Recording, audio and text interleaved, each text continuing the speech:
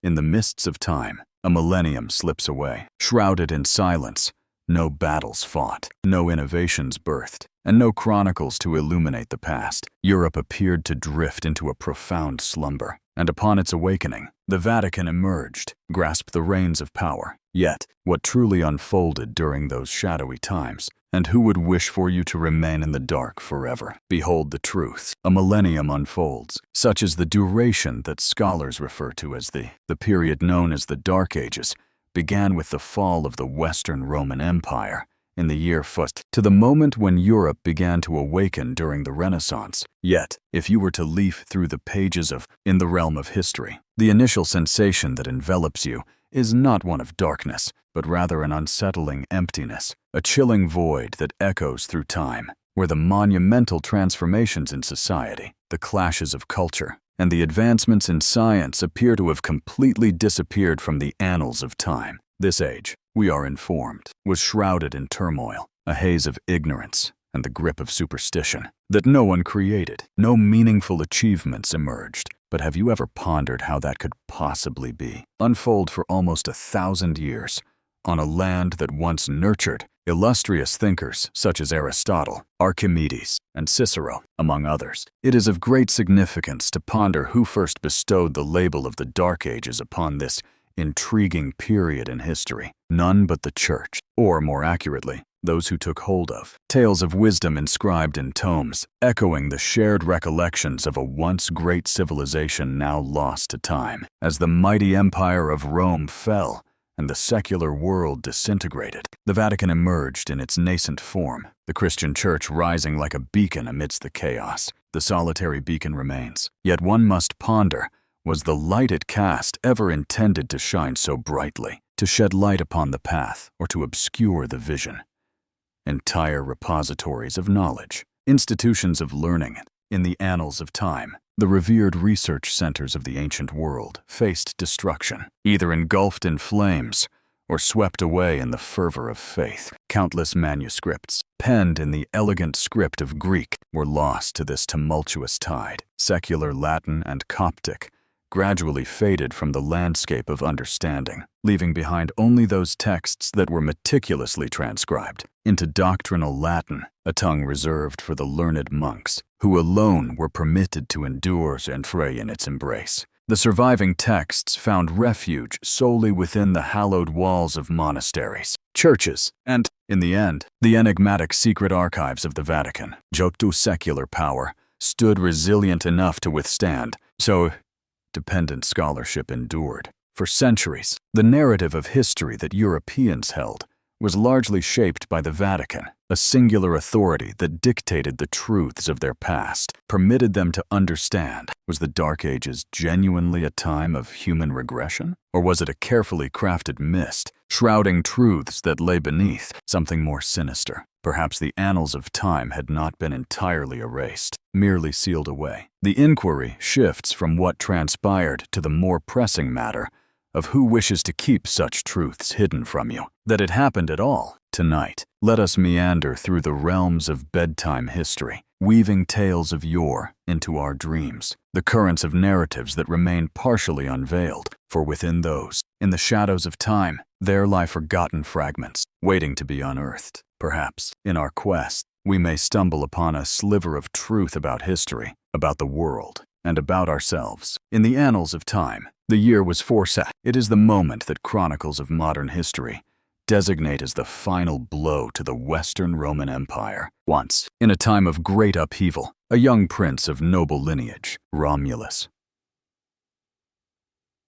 Augustulus, found himself cast down from his throne by the hands of a fierce barbarian. In the annals of history, there existed a general by the name of Odoacer, a figure who rose to prominence in an empire that had endured for centuries, disappeared following a bloodless coup. This occurrence, as noted by contemporary historians, heralds the onset of a shadowy epoch. Yet, curiously, no one, in that era, it was referred to as Hua.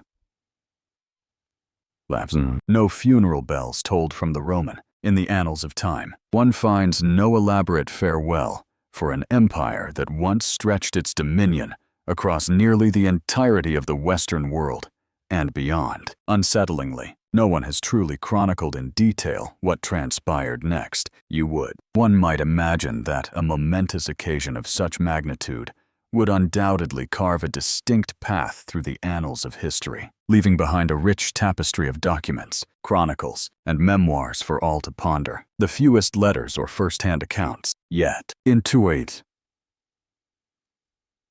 intriguingly, the more you delve into the past, from the 5th to the 8th century, the fog thickens, and the chronicles of history begin to flourish, scattered and indistinct, at times distilled to nothing more than fleeting annotations penned by monks. Centuries have passed, and it feels as though the entire continent has succumbed to a profound slumber. Or perhaps it was the desire of someone to craft the narrative in such a manner. And then, like a whisper through the ages, one name begins to emerge, time and time again. Not an emperor, not a scholar, but the Church. The instant Rome relinquished its role as a political epicenter, it transformed into the very soul of it. In a world on the brink of transformation, the Church, once a humble and persecuted group, now held a remarkable influence of power that even the Caesars could only envision, the power to govern the very essence of humanity and the tapestry of their shared memories. History was meticulously preserved during this era. The schools, however, had been dissolved, and the intellectual class had fled, have faced silencing or death. It was the monks of the Catholic monastic orders who, within the hallowed walls of their monasteries, devoted scribes meticulously copied sacred texts, translating ancient works with reverence, all while discerning the treasures worthy of preservation for generations to come. Every tale of triumph and loss was viewed through a spiritual perspective. Even among the notable figures of the early post-Roman era, one finds Pope Felix III, a significant leader in the lineage of the papacy. Galatacius Wort and Histus emerge from the mists of time, their roles shrouded in uncertainty. Did they truly walk among us as chronicled? Or perhaps they were emblematic manifestations of an era that has faded into the mists of history, unverified. Yet even more remarkable is the period between approximately Dima, during which the historical narrative of Europe begins to flourish. So slender it appears, as though the whole continent has been wiped from the annals of history. Meanwhile, in the realms of the Middle East and Asia, records thrived, rich in detail and trustworthiness. What was it that made Europe the sole focus of this phenomenon? Stepped into an empty expanse that endured for 3 centuries. The inquiry extends beyond mere events, but rather what was preserved and who wielded the power to determine. Could it be that the fall of Rome marked not an end, but rather the dawn of a new era, one where dominion was no longer held by warriors clashing on the battlefield, but rather by those who meticulously crafted the narrative of history from the shadows? As one gazes upon the historical tapestry of Europe spanning the 5th to the 10th century, the vivid hues of blood and fire do not grace the canvas or break through. Instead, you shall discover a delicate veil of dust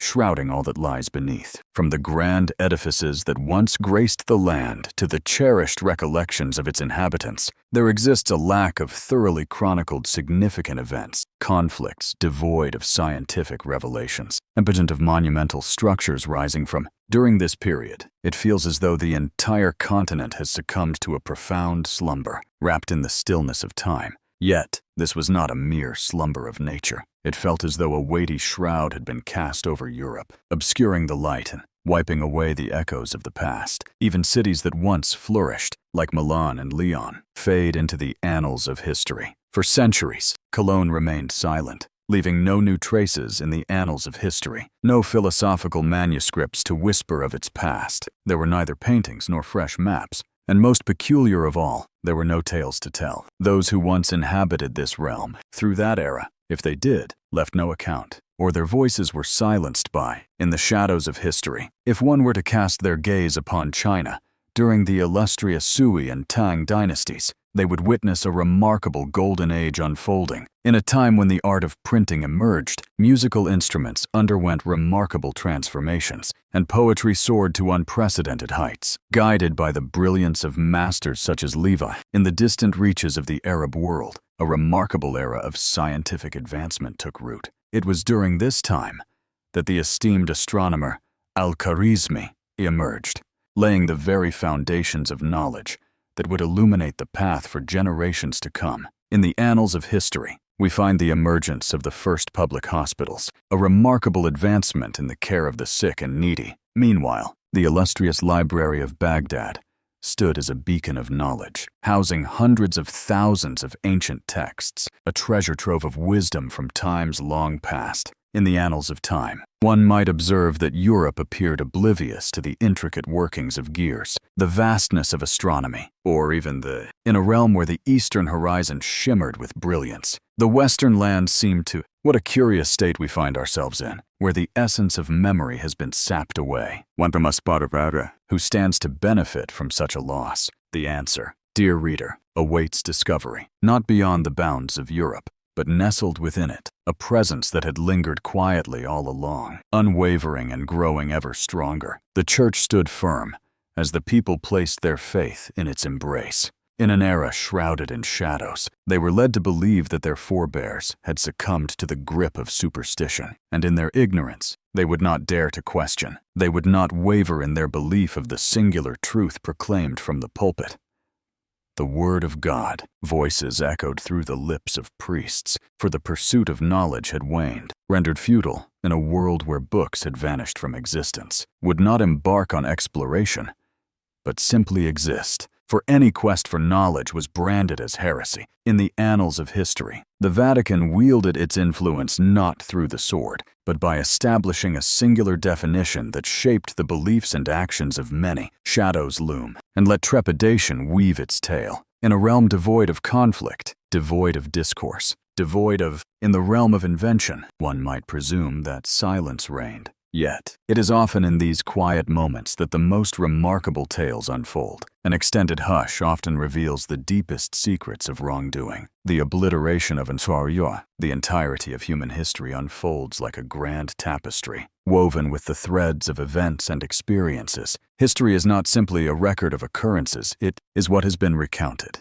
And when the sole voices remaining to share the tale belong to men in clerical robes, whose tale will mirror not an objective truth but a meticulously selected individual following the collapse of Rome. Almost the entirety of secular academic, in a time long past, the intricate web of Europe fell apart, leaving public libraries to gather dust and silence. The once vibrant secular schools shuttered their doors, and scholars found themselves in a world where knowledge was no longer cherished. Those who endured either retreated into solitude or submitted to the Church's authority to persist in their endeavors. In this era, the sanctuaries of knowledge were found solely within the cloistered walls of monasteries, where manuscripts were diligently copied and safeguarded from the ravages of time, within the confines of ancient stone walls, where the illumination of wisdom was permitted to seep through only the slenderest of openings under vigilant guardianship. Yet, within the realm of oversight, there exists a nuance often overlooked: the ancient texts of Rome and Greece. They were not merely transcribed verbatim. Instead, they were reimagined in ecclesiastical Latin, a form of the language that had been molded over time by a theology that is more confined in its meaning, rendering it more challenging to grasp and available solely to an esteemed group of clerical experts. In times past, classical Latin held dominion over the fields of law, literature, and science. Church Latin emerged as the key that secured the treasure of human knowledge, safeguarding it from the uninitiated. The far-reaching consequences of the mathematical writings of Pythagoras and the political theories of Cicero unfold like a tapestry, each thread woven with the wisdom of ages past. The natural philosophy of Aristotle, should it be considered at odds with the teachings of the Church, countless creations were either reimagined or left untouched, bearing the label of their time. Those deemed heretical or pagan, considered unnecessary for the salvation of souls, faced the flames, their existence extinguished, sealed away in the shadowy recesses, where no soul could ever hope to find them again. Thus commenced a new era dawned, where deep knowledge transformed from a beacon meant to illuminate the path of humanity into a weapon wielded to exert control. Should one desire to uncover the tales of the past, one had to seek the guidance of a priest. Accessing ancient texts was not a simple endeavor. It necessitated the granting of permission and were instructed to discern its true meaning. Independent verification faded away. Discourse was prohibited. The annals of time. It became doctrine, and that doctrine stood unchallenged. It is often remarked that history is written by the victors. Yet, in this instance, the triumphant did not require a complete reimagining of the narrative. They merely sought to safeguard that which was beneficial, their purpose allowing the remainder to dissolve into the mists of time. Thus, amidst the shadows of within the stone monastery walls, a fresh narrative of history was woven, not through blood and fire, yet woven with ink and silence. Throughout the ages, there exist silences so profoundly, they evoke a sense of wonder about the true existence of those eras. A daring theory emerges as the phantom time hypothesis reverberated through the annals of history in the late 20th century. It asserts that approximately 3 centuries of the initial millennium, spanning from about 681, it is said that events may not have unfolded as we believe. In essence, we might find ourselves traversing a timeline that diverges from what we perceive. Initially, the notion may seem preposterous, yet upon closer inspection of the fragmented hints scattered throughout Europe, a different narrative begins to unfold.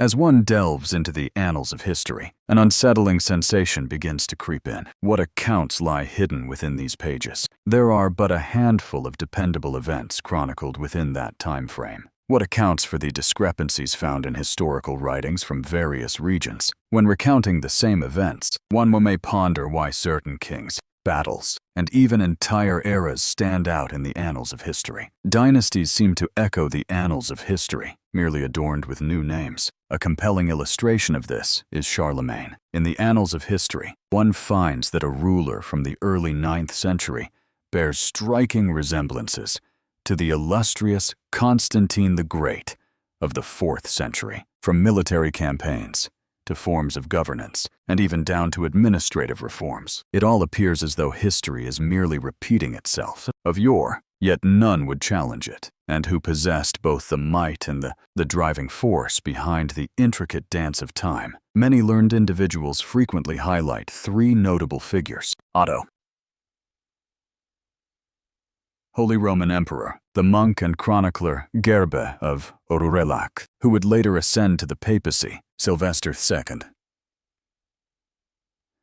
Naturally, the Vatican, if only we could weave extra years into the tapestry of time. In the annals of time, kings would rise to the throne at the moment deemed sacred by the heavens, heralding the dawn of an empire, might find divine approval for its reign through the careful manipulation of historical narratives. Should the Church seek to assert its authority as bestowed by prophecy, then the very timeline emerged as the ideal canvas. Interestingly, the Vatican has never openly denied this theory, yet neither has it embraced it. Have they confirmed it? As with many pivotal moments in the annals of time, the Church's silence does not equate to denial. Rather, it serves as a means to maintain. Each potentiality lies within their reach, rendering it impossible for anyone to confirm or refute the truth. A powerful force that governs both knowledge and the passage of time requires no debate. It must simply endure beyond all uncertainty, and thus we might find ourselves dwelling within a narrative that has been refined like a sacred text, shaped by those who possess the art of manipulating time as their instrument, of dominion, not through the clash of arms, but through the passage of time. Perhaps the world we inhabit is not merely fragmented, but rather a grand stage, a theater where the annals of history are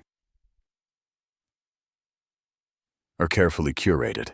The path ahead is skillfully guided, and the present stands as a realm where authenticity resides. In the quietude, memories and those spun from imagination weave together, creating a tapestry of silence. Upon perusing the annals of popes chronicled by the Vatican, from the 8th to the 10th century, one encounters a lengthy lineage of each is bestowed with the title of Vicar of Christ on earth. Yet, here lies the curious aspect. For many of these figures, the sands of time have obscured their existence, leaving us with little more than whispers of their stories. Pope Sabinian and Stephen III.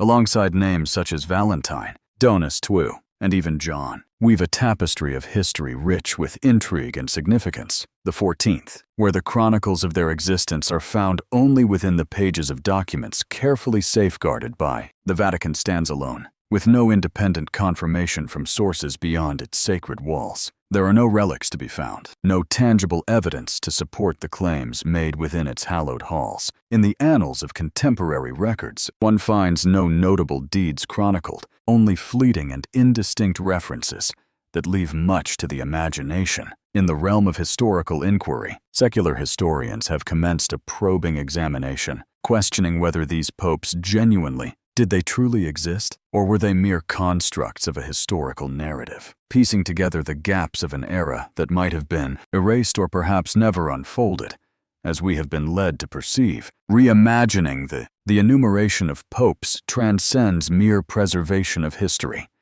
It serves as a formidable instrument in crafting the legitimacy of. In the 11th century, should a pope seek to establish his authority, he would endeavor to demonstrate that the position represented a continuous lineage, tracing back to Saint Peter, the first selected by Christ, thereby establishing an unbroken chain. Each papal reign stood as a sacred link in a continuous chain, never to appear fractured. And if a few hundred years of history were to vanish, what was required was to weave in the essential names. Yet, the tale did not end there. The Vatican, moreover, numerous individuals were canonized, despite the absence of archaeological evidence or historical proof beyond the realm of legend. These, throughout the ages, saints have been depicted as individuals who endured great suffering and martyrdom, all while fervently spreading their faith during pivotal moments in history. Now suspected of harboring nothingness, a coincidence too fortuitous to overlook, relics, bones, and miraculous tales emerged, as if woven by fate itself, complete a narrative crafted with foresight. In that grand tale, the Vatican stood not merely as a spectator. It was the director's vision. What remarkable achievement arose from this methodical creation? It forged a hallowed space, history that imparted a feeling of eternal resilience and sacred dominion for the Church, a strength that remained unyielding. Inquiries arose, for it seemed to emanate directly from the divine, passed down through an unbroken lineage. Thus, none had the courage to question whether one but never existed. How much more of our past has been woven from threads of fiction simply to maintain the facade of unbroken strength.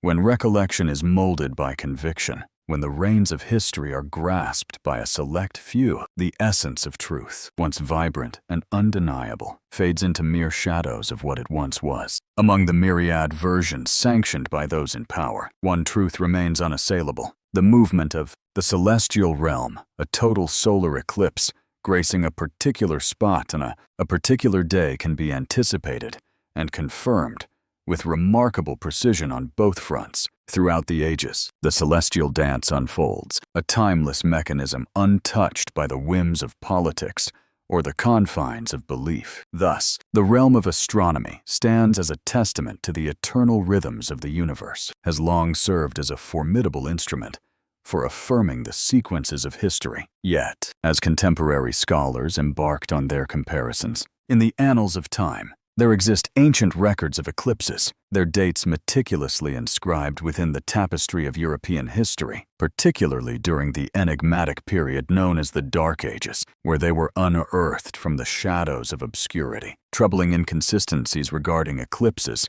as recorded in the ancient texts of Greek, Jewish, or Chinese origins when cross-referenced with Western historical accounts, frequently lacked a corresponding. In contrast, some notable events from the annals of history, which are said to have transpired on the day of an eclipse, actually unfolded beneath a clear sky. In the vast expanse of time, the discrepancies stretched beyond mere days, often extending into decades, and at times, even centuries. Thus, one must ponder what unfolds when the truth written in the stars does not match the history written on Earth.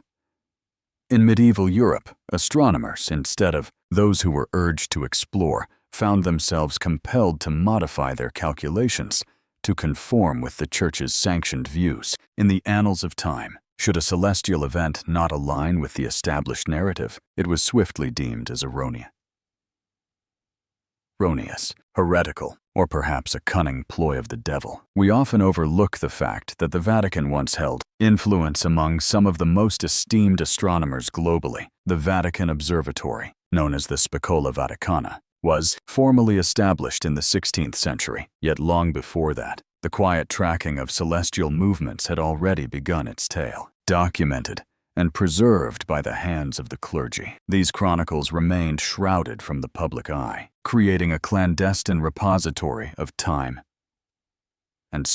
and the very fabric of history itself. Those who wield the power of astronomy possess the means to alter the course of time itself. Thus, the truth was shaped to align with the religious narrative dictated by the Church. While the heavens above bore witness, did not deceive, yet men transformed the messages of the heavens. In this present age, contemporary algorithms permit, we are able to meticulously reverse engineer astronomical events with precision, down to the very minute, while the voids in European history continue to expand. More challenging to articulate occurrences once hailed as divine, observed by the celestial realms with an eclipse leaves no tangible mark upon the heavens, and the Vatican chose to remain in hushed reverence. In the shadowy corridors of the Middle Ages, there existed a brave few who gazed upward at the celestial tapestry and dared to voice truths that clashed with the doctrines of the Church. In a time when earthly narratives were silenced, the flames consumed Giordano Bruno, while Galileo faced his own trials, compelled to withdraw their statements not due to error, but because they had ventured into the realm of the taboo, the authentic mechanism of the universe. Once humanity loses its ability to accurately know where it stands, in the flow of time, memory becomes fertile, the fertile ground for countless legends, while the Vatican, by manipulating the celestial illumination, sculpted the very fabric of our world. For all eternity, one must gaze upon the shadows. It is frequently remarked that for almost 1,000 years following the collapse of the Roman Empire, in a time long past, the vast expanse of Europe found itself enveloped in a shroud of intellectual darkness, where the minds of the people were stifled, and the light of knowledge dimmed, an unawareness of the immense expanse of the world, yet a profound ignorance of the mysteries that lay beyond the oceans, and certainly no precise comprehension. Maps, indeed. Yet, if that holds true, one must ponder the origins of those ancient maps that trace back through the annals of time. Prior to the Renaissance, a conundrum emerges with certain maps do not align with the depth of understanding that we are led to believe thrived during the period often referred to as the Dark Ages. A prominent illustration of this is the Piri Reis map, crafted in the year 1510, presents a remarkable representation of the coastline from the vibrant landscapes of South America to the rugged shores of the west coast of Africa, and even extending to a fragment of the icy expanse of Antarctica. There lies a tale, waiting to be told. It would seem unburdened by ice, as Pirace himself noted. This map was meticulously crafted from numerous ancient source maps, the origins of which continue to elude explanation even now. How could a map crafted in a time long past? The grand era of exploration is depicted with remarkable precision. How did European cartographers achieve this? Hold knowledge that, as per the annals of official history, was not imparted. The most pressing inquiry that lingers in the minds of many. Where have those original source maps found their resting place? Archaeologists and historians alike ponder this mystery. Independent researcher converge upon a singular location, the hidden depths of the Vatican's secret archives, shrouded in mystery. Deep beneath the surface, shrouded in layers of access restrictions and prohibitions, lies a treasure trove within the Vatican, one of the largest of its kind. In the vast realm of ancient maps, a treasure trove awaits discovery. Yet, astonishingly, fewer than 1% of these remarkable artifacts have graced the public eye, leaving the majority shrouded in mystery, sealed, unarchivable, unverified, uncopied.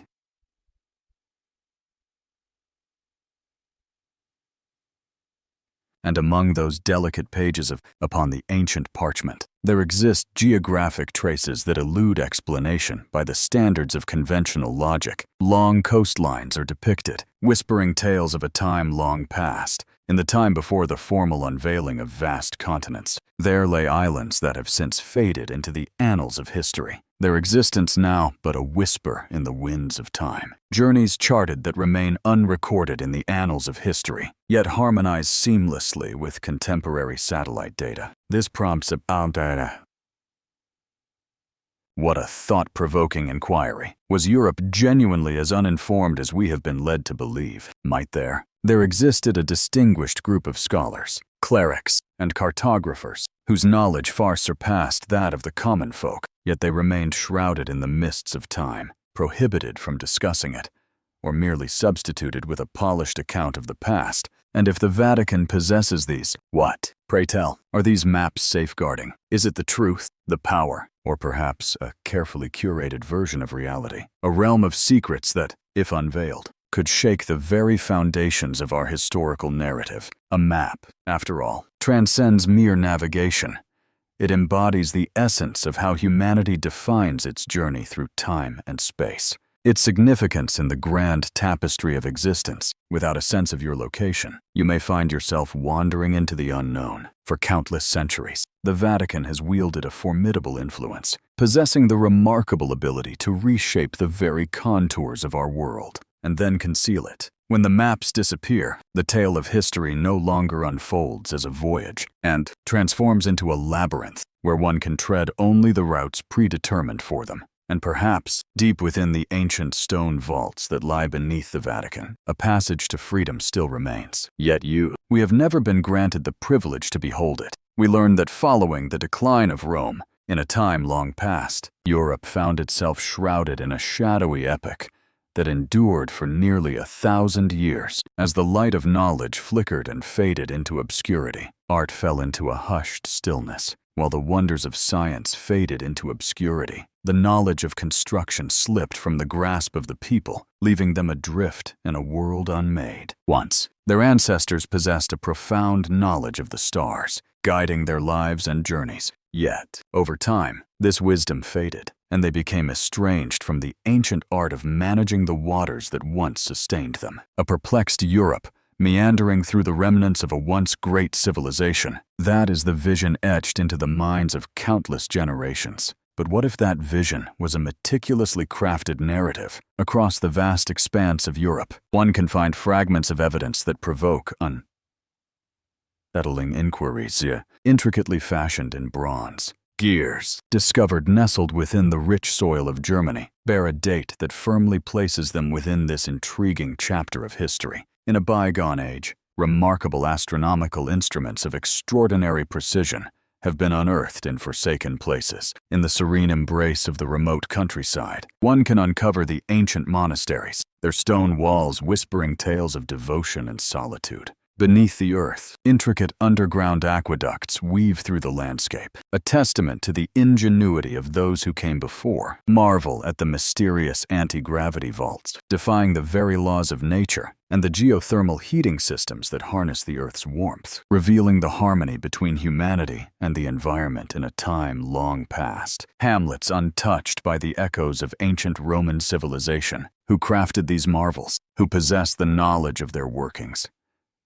In a time we are led to believe was enveloped in the shadows of ignorance and superstition, what mainstream history deems anomalies are, but whispers of a forgotten past. In the realm of archaeological oddities, there exists a curious tendency. When faced with the inexplicable, society often chooses to turn a blind eye, allowing such mysteries to fade into the shadows of silence. In the shadow of such revelations, the Vatican opts for silence. Let us not overlook the significance of this choice. In the realms of archaeological endeavors throughout Europe, particularly in areas that were once under the stewardship of the Church, it is imperative that one seeks the consent of local authorities, the powers that be, and the subtle acquiescence of the Vatican. In numerous instances noteworthy, artifacts are taken away for their preservation, fading into silence and obscurity thereafter. A few independent archaeologists have raised their voices against this interference, yet they find themselves sidelined, stripped of funding, or barred from participation.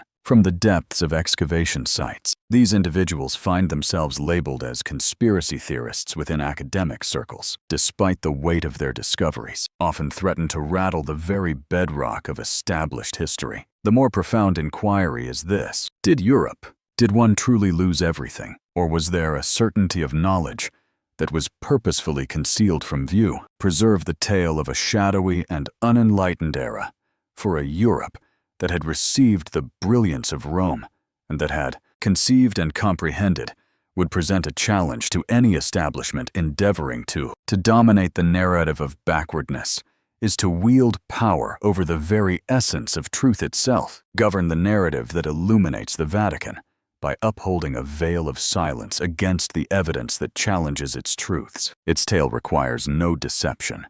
It simply must honor the essence of the story. At times, the quietude we embrace wields a strength beyond measure. Not every truth is meant to be unveiled. Some lie buried, while others are preserved. Yet their natural progress has been delayed and slowed down. In the midst of distortion, it is within this very delay that genuine power emerges. As we reflect upon the past, the progress of human civilization reveals a curious tapestry woven through time, from the grandeur of ancient Rome to the flourishing creativity of the Renaissance. The realm of invention found itself in a state of near stasis, as even a straightforward contraption, such as the rotating shaft, lay dormant. What the Greeks had skillfully mastered lay dormant until the 13th century, when the principles of mechanics and astronomy began to resurface. In the annals of time, the realms of medicine were once traversed by the great minds of Aristotle, Galen, and Archimedes, only to fade into obscurity, emerge from the depths of time, presenting themselves anew as if they were fresh revelations. The inquiry at hand is not merely about the disappearance of this knowledge, but rather about those who hindered its passage and the motives behind such actions. Once more, the answer leads us to the Vatican, the singular institution that safeguarded ancient manuscripts under its watchful control. For centuries, the extensive network of monasteries, schools, and the grandest libraries of Europe held within their walls the world's knowledge. It is not merely the act of destruction that holds significance, but rather the selective nature of their choices. It was kept, released gradually in meticulously measured portions. When a spiritual authority governs not only, the essence of souls intertwines with the currents of history, where delay transforms into a formidable weapon. A society that merely reproducing the sacred text without inquiry shall not create. An era instructed solely in this manner, the realms of heaven and hell, shall remain indifferent to the pursuits of astronomy or the study of anatomy. For a millennium, the absence of innovation does not imply a lack of knowledge. Rather, it suggests that individuals may have been guided along a particular path. In this manner, the very essence of time itself came to a halt, transforming into a toan in the grand tapestry of time. It emerged as an instrument of dominion, for when one holds sway over the timeline, they wield the power to shape destinies, to wield influence over both the annals of history and the unfolding of time. The Vatican achieved this through the regulation of official narratives, the passage of time shaping the milestones of our past, determining the moments that are permitted to linger in the shared consciousness of humanity. They stifled the dawn of understanding not through blades, but by withholding the light of knowledge. And when the world at last unearthed the remnants of a bygone era, the Church stood resolute, guiding the way as though it had never faltered. It had been concealed all along, a quiet maneuver that demanded neither conflict nor sacrifice, only the soft curvature of time at precisely the right instant. And within that measured, the rhythm of an entire civilization would shift, moving at a more measured pace as they awaited the grant of permission from the hand that grasped the clock. Nestled within the very core of the Vatican, in the depths of ancient stone blocks, where the sun's rays have never dared to tread, there exists a vault enveloped in mystery, more legend than fact. It is the Vatican Secret Archive, Archum. Secret Vaticanum, a location whose mere mention evokes a chill among scholars, hinting at the mysteries that remain hidden behind its sealed entrances. This archive is no mere legend. It exists in the realm of reality. Yet, throughout the annals of modern history, no individual has been bestowed with complete access to its depths. There are no public tours available, nor are there detailed interior photographs, and those who wish to study must seek alternative avenues. Its contents, be it a university professor or an international researcher must navigate through a labyrinth of approvals, face stringent time constraints, adhere to limitations on accessible materials, and refrain from making copies. It is said that within those walls, one can find more than 58 kilometers of shelving, each holding treasures untold, over 1 million documents that weave a tapestry of history from the 8th century to the present day. What the public perceives is merely the surface of a vast expanse. Beneath lies the deeper, unseen narrative that holds the true essence. The delicate aspects remain hidden from view, for no pope has ventured openly into every realm. No, a cleric has unveiled its most profound secrets. Yet every intricate map of the archive's layout remains shrouded in strict confidentiality. Whispers abound. The archive contains original manuscripts, those excluded from the Bible, along with secret records of heresies and ancient texts, the enchanting private journals of popes, spanning from the earliest days to the present, encompassing secrets they would never dare to reveal. And most fascinatingly, ancient maps illustrating the world in remarkably different ways, distinct from the narratives we are often presented. However, what lends the Vatican Secret Archive its enigmatic allure is, the distinctiveness lies not in the sheer quantity of documents, but rather in the manner in which they are kept from view. Centuries ago, the Vatican interpreted the term secretum not merely as a hidden thing in a contemporary context, yet cloaked in secrecy. It served as a shrewd linguistic barrier. We are merely shrouding it in secrecy. Yet, if what you guard closely encompasses the essence of human history, yet remains merely an archive, the truth eludes us all. What lies hidden beneath the surface is a mystery to some, yet it is a truth known to many,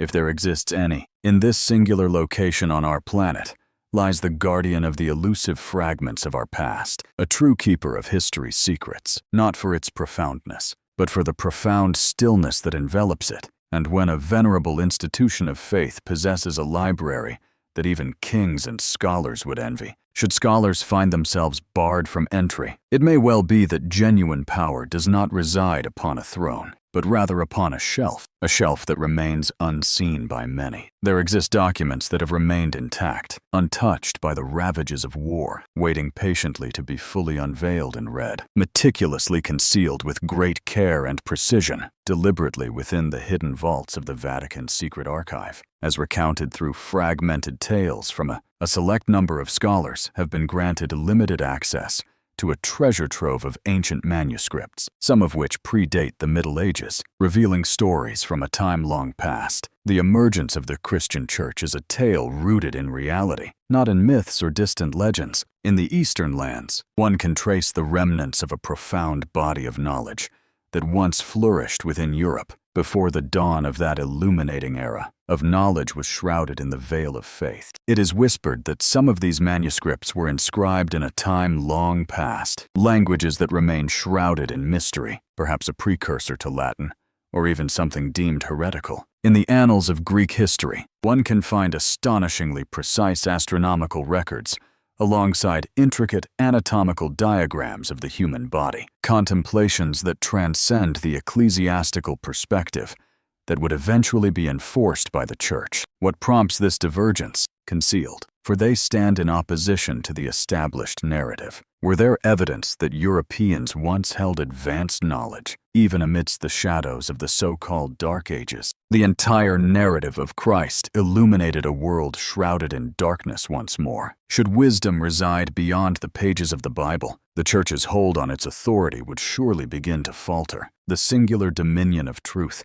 an age-old manuscript chronicling non-Euclideans. In the 4th century, there emerged a fascinating exploration of geometry, alongside a description of planetary motion that danced along elliptical orbits. Concepts that remained shrouded from the public eye was brought forth during the era of Kepler, or a medical manuscript from Gore, crafted in a blend of Latin and Celtic, encompassing ancient remedies, the likes of which modern medicine has yet to replicate, hold secrets that have not been lost to time. These practices were preserved, shrouded in mystery. It is indeed peculiar that whenever an individual stumbles upon a fragment, in the unfolding narrative of time, a solitary page often finds itself in the hands of a seeker who, with unwavering certainty, reaches for it, as if drawn by an unseen force.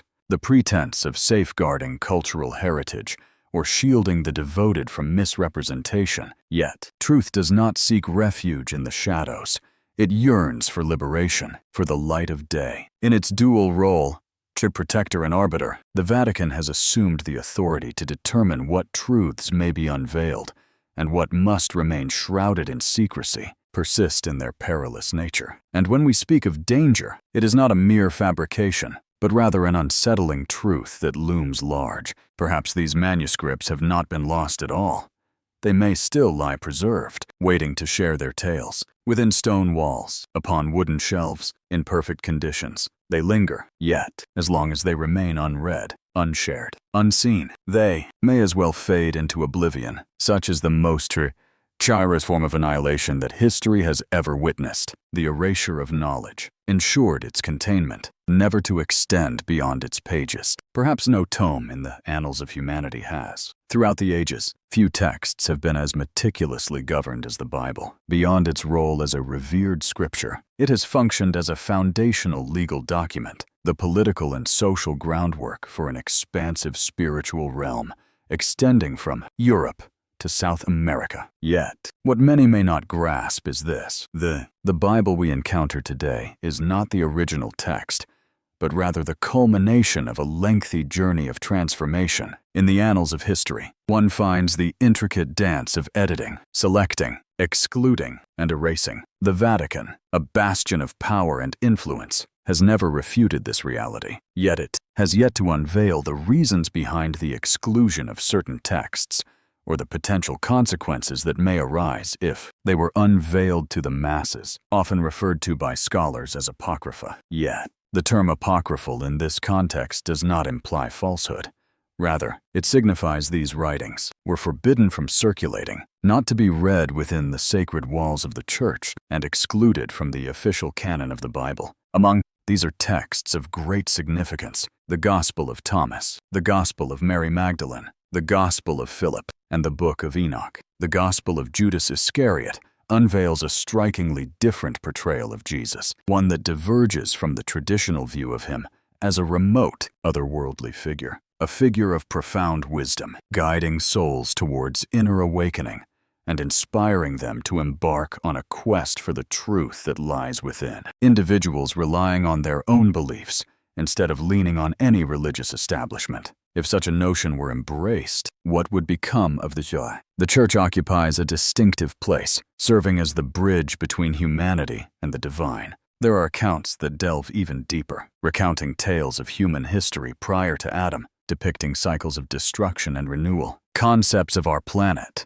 or alluding to the presence of luminous entities beyond the realm of sight. Such notions directly confront resistance to the creation doctrine that the Vatican has championed for millennia. Thus, instead of permitting these, in the annals of history, certain texts found themselves ensnared in the web of academic discourse, branded as heretical. They were deemed unworthy of print, forbidden from the halls of learning, and silenced in discussions. For centuries, merely holding a copy of one of these texts could result in dire consequences, such as execution, burning at the stake, or a life forever altered. Imprisonment reveals a deeper narrative, as many of these texts were later unearthed in ancient monasteries, where they had been clandestinely transcribed by devoted hands, monks, as if they possessed a foresight of the day when the truth would demand revelation. Today, though some of these works have been, despite being declassified and republished, the Vatican continues to withhold recognition of the doctrinal significance of any of these documents. Their silence endures. They summon the echoes of sacred tradition. Yet, as the days unfold, the inquiry grows. For more Naupont, were these writings truly, utterly valueless, yet concealed with such care? Might it be that the Vatican's greatest apprehension lies in, it is not that the words themselves will find belief, but rather that they will ignite a spark of curiosity, prompting others to seek answers. Throughout the annals of time, every genuine awakening has invariably commenced with a question that, at first glance, appeared innocuous. Not every conflict unfolds amidst the clash of swords on the battlefield. Some battles are waged in silence, devoid of shields and the din of war, yet they are no but less significant, able to plunge whole civilizations into the depths of time. These are the conflicts that unfold, fought against notions where the adversary is wisdom itself. In the midst of the Middle Ages, particularly during the era often referred to as the Dark Ages, those who had the audacity to question. In the realm of official doctrine, there existed a treacherous path where the exploration of forbidden subjects beckoned the brave. Yet, those who dared to indulge their curiosity faced the perilous risk of being branded a heretic, a label that could seal their fate. The weight of that crime was never taken lightly. A most remarkable figure in this regard is Giordano Bruno, a philosopher and cosmologist whose tale resonates through the ages. In the annals of history, there existed a Dominican friar, a man not of rebellion, but of profound conviction in the greatness of his beliefs, an origin that he could not fathom. Believing the cosmos could not possibly revolve around a single point, he imparted the wisdom that there existed innumerable worlds and countless suns, a notion that even the divine could not encompass. He was bound by the words inscribed in sacred texts. For his beliefs, the Vatican condemned him to a fiery fate in the year 1600. In the heart of Rome's Campo Diureri stood resolute, surrounded by fervent prayers and the chilling stillness of the ecclesiastical court. Bruno stood among the countless monks who bravely took on the task of translating ancient manuscripts, scholars of ancient healing, stargazers, chroniclers of the past. Those who dared to engage with knowledge unendorsed faced the looming specter of heresy. They found themselves summoned before clandestine courts, where their fates were sealed in shadows. In a realm where mere accusation sufficed, evidence held noswe. Sentences varied, some extending into a lifetime, from the dark confines of imprisonment to the harrowing ordeal of torture for the sake of repentance, or the fiery flames of the stake meant to cleanse the soul. The tales of such trials echo through the ages. It is a subject that stirs the imagination and invites reflection. The Inquisition, often viewed as a dark chapter of religious terror, is seldom recognized for its remarkable sophistication. As a system, its intricate workings reveal a complexity that belies the fear it instilled, crafted to extinguish the flames of intellectual disagreement. It exacted punishment not solely on individuals, but also on the collective. In the annals of time, there were moments when the flames consumed the pages of books, when the ink of manuscripts was wiped away, and in those dark hours, the very essence of truth was snuffed out before it could spread. Many works were condemned to perish alongside their creators. A book that took 2 decades to craft could be consumed by flames in mere moments. Even more chilling, the profound stillness that followed, leading future generations to believe that those works had never existed at all. In an environment where silence was synonymous with survival, the act of questioning could lead to one's demise. As the years passed, this very silence evolved into a powerful form of expression, of complicity, that permitted a whole continent to succumb to a prolonged slumber of knowledge, enduring for centuries. The Vatican, a formidable entity, exerts its influence not only as a spiritual leader, but also as a significant player in the realm of politics. The guardian of wisdom required no validation of its correctness.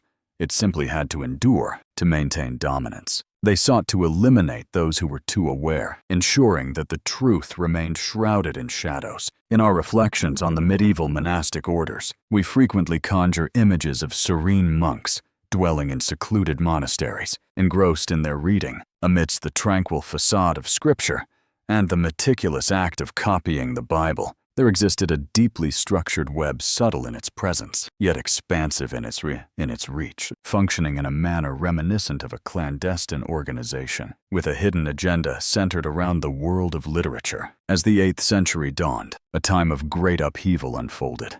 Empires crumbled, and the once mighty libraries fell into disarray. In a time long past, wisdom from ages gone by lay dispersed throughout the realm. As the Church undertook a quiet yet deliberate journey, a tireless endeavor unfolded, aimed at gathering each remaining manuscript before it could be seized by those deemed heretical. Who bore this weighty responsibility? In this endeavor, it was neither popes nor kings who took up the mantle. Instead, The responsibility was entrusted to the monastic orders, notably the Benedictines, whose devoted monks graced nearly every significant monastery throughout Italy, France, and England, and Germany, the Franciscans, whose original purpose was rooted in humility and the pursuit of knowledge, also demonstrated a remarkable skill in connecting with local communities. The Dominicans emerged as the future enforcers of the Inquisition, embodying a pivotal role in this historical narrative. Among the ranks of the Jesuits, there emerged a formidable cadre of men, distinguished by their intellect, strategic prowess, and unwavering loyalty to the Vatican, under the noble cause of disseminating faith and safeguarding the sacred heritage. Monks were bestowed with the honor, the opportunity to explore every realm, every archive, and every learned individual recognized for their treasures of knowledge. They came not bearing swords, but rather with invitations, prayers, and empty satchels in hand, prepared to be enriched by a multitude of ancient writings from the realms of Greece, Rome, Persia, and Egypt. Mathematics, philosophy, and astronomy were entrusted to the care of others, yet they were never returned. Entire libraries that once held these treasures have vanished into the mists of time. After a century of devoted stewardship by monks, countless volumes were distilled down to mere shelves that held only the Bible, and its commentaries reveal a fascinating process where anything that strayed from established doctrine was either discarded or reshaped to align with theological narratives. The originals, of course, were not subjected to the flames. Such an act would be deemed barbaric. The Vatican, in its sophistication, chose a more refined approach. The texts were carefully placed in a hidden realm, shrouded in mystery, where prying eyes could not penetrate, and the count of its treasures remained a closely guarded secret. Lies the Vatican's clandestine archive. Tide, as we have already observed, emerged as the final resting place for many of these manuscripts. It was through these, silent and enduring, the hidden pathways of devotion, that the Vatican gathered not merely the belief of the Western world, but the profound recollection of human civilization itself. For centuries, these monks transcended their roles as mere clerics. They were the guardians of history, preserving the tales of the past. In the realm of those who meticulously sift through the sands of time, the censors and erasers of history's professionals diligently engage in their craft. There was no need to obliterate. One need only possess the means. There existed no necessity for debate. In the stillness, a quiet understanding emerged, as the timeless glow of wisdom was obscured by the cold embrace of stone. The hearts of the people began to nurture their beliefs. The world surrounding them was indeed shrouded in darkness, for all the light had been collected into a solitary lamp, grasped tightly by those who would wield its power, permit it to radiate solely when they considered it appropriate. When the illumination of understanding is collected within a singular realm, while the rest are condemned to dwell in shadows. As time unfolds, the unavoidable transpires. There are those who will seek to hoard the illumination for their own gain. Not all souls bowed their heads in submission. Not every learned mind faced the flames of persecution. Some stood resolute, endured not through the treachery of truth, but by cloaking oneself alongside it. And as the sands of time slipped through the hourglass, across the tapestry of time, a clandestine network began to weave itself together, the secret societies that emerged in the shadows. While there exists no official record to precisely mark the emergence of these societies, it is during the span of the 11th to the 14th centuries that their presence began to take shape. Whispers of the past began to emerge, as strange symbols were etched into the very stones of churches, revealing mysterious carvings that beckoned the curious to unravel their secrets. Within the depths of crypts, one can find architectural marvels of extraordinary complexity, housing wisdom that transcended the understanding of their time. Among the most notable Freemasons, they began as master builders and underwent a remarkable evolution within a secluded realm of thought, abundant in symbols, traditions, and a complex tapestry. In their quest for grandeur, they erected the most magnificent cathedrals across Europe, yet embellished them with exquisite artistry, with symbols that bear no connection to Christianity: the sun, the moon, the eye, and spirals. In the realm of ancient knowledge, there exists a mystical brotherhood known as the Rosicrucians, shrouded in whispers and intrigue. believed to hold the secrets of mathematical ratios that unlock the mysteries of the universe. Timeless knowledge from the realms of Egypt and Babylon, carefully inscribed in manuscripts and enriched through the ages, unfolds before us. Metaphors abound as alchemists, once branded by the church's sorcerers, reveal a deeper truth. In a time when chemists, philosophers, and astronomers embarked on quests for truths that transcended the confines of accepted belief, these societies united in their pursuit. A common thread weaves through their beliefs. They did not reject religion, yet they also did not yield to its demands. They held a conviction that there existed a timeless river of wisdom, ancient and profound, flowing long before the religious institutions that subsequently endeavored to reshape the understanding of reality. And most importantly, whispers of suspicion floated through the ages, suggesting that the Vatican had claimed a trove of ancient wisdom, entombing it behind formidable stone walls. Many Masonic symbols serve as intricate maps, cleverly designed to convey truths through imagery, especially during times when such knowledge was veiled in secrecy, in an era where the utterance of certain phrases could condemn one to a fiery fate. Intricate geometric patterns served as silent symbols of deeper meanings. The letter G, a symbol of divinity, intertwines with the realms of geometry and knowledge, as represented by the compass and square, all steeped in the mysteries of ancient wisdom grasped solely by those who had been initiated. The clandestine organizations did not. They boldly challenged the Vatican, yet in the quiet corners, they acted as a stabilizing force. Their aim was not to dismantle the religious order. Authority was wielded solely to safeguard the flickering flame of knowledge from being snuffed out. This leads us to ponder a more profound inquiry. If hidden truths throughout the ages, societies have skillfully safeguarded remnants of the truth, a testament to their enduring legacy. The Vatican, despite its immense influence, could not wield control over every facet of history.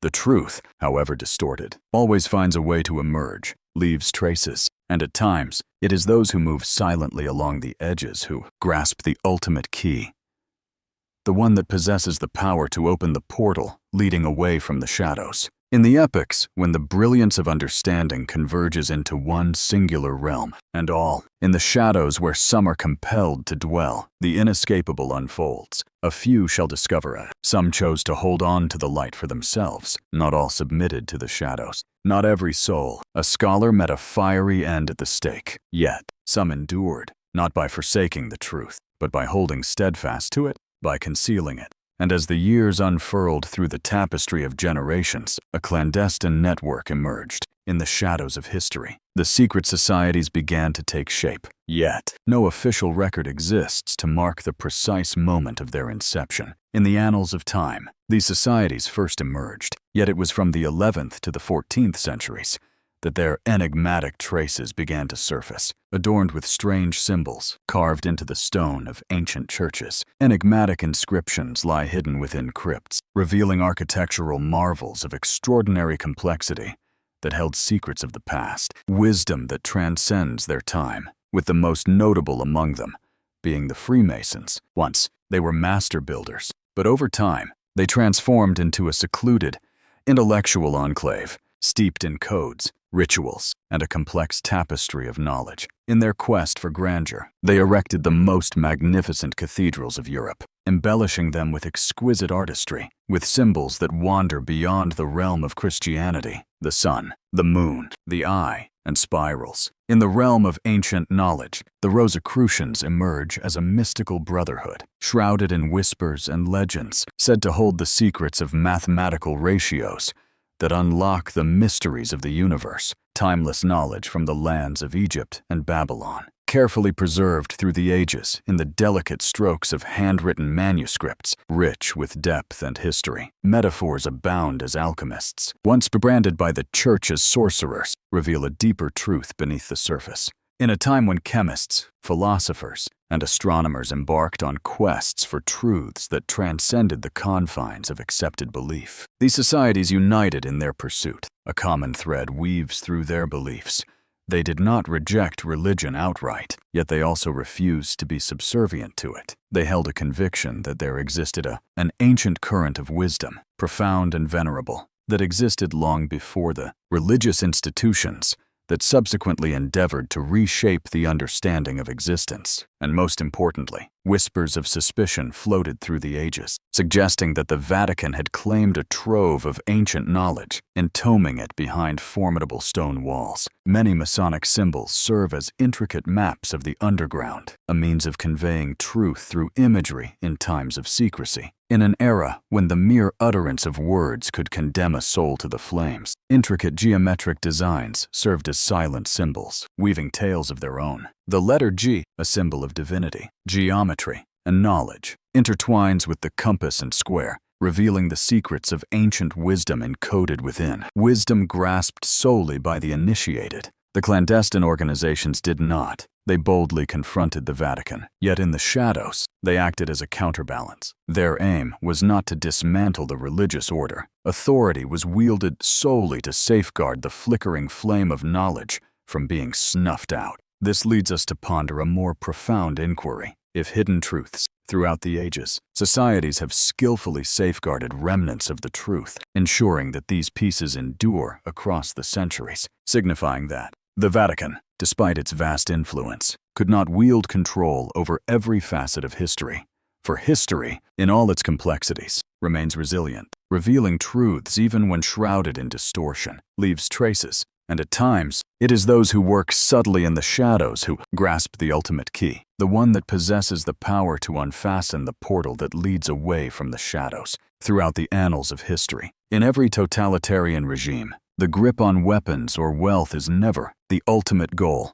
The most genuine and lasting form of influence lies in the capacity to mold the minds of individuals and to steer their thoughts. One need not resort to manipulation or coercion. One must ensure that individuals are not left with a void of contemplation. When the chronicles of the past are entrusted to a privileged few, the essence of knowledge becomes obscured. From the hallowed pulpit, wisdom is shared, drop by drop. As the collective consciousness of the public slowly begins to wane, they refrain from questioning not due to any prohibition, but rather because they have lost sight of what truly merits inquiry. In the era often referred to as the Dark Ages, there emerged a grand apparatus of mental dominion, quietly seized control, snuffing out the light of consciousness by depleting the source.